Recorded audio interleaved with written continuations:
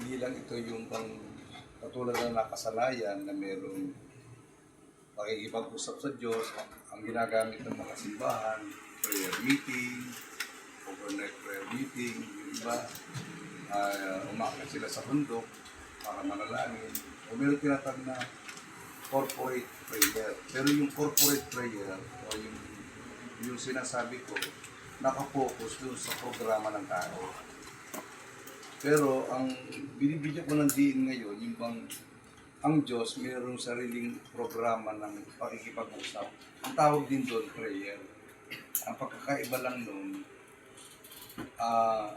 hindi ka pa humingi sa Diyos. Lahat ng tingin niya na kailangan mo, naka-ready na. Tulad namin mag-asawa, nung kami ay magkaanak, hindi naman kami makakausap ng mga anak ko.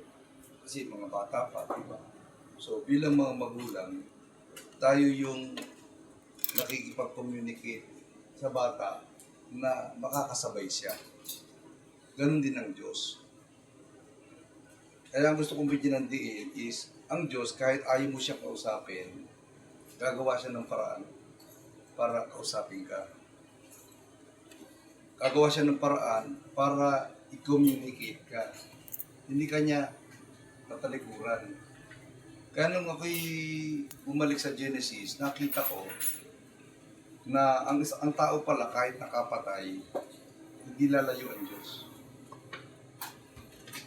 Ulitin ko hindi tama ang pumatay. Tama? Hindi maganda yun. Pangit yun. So nung panahon ng Genesis, yung anak ni Adan na si Cain, napatay niya yung kanyang kapatid.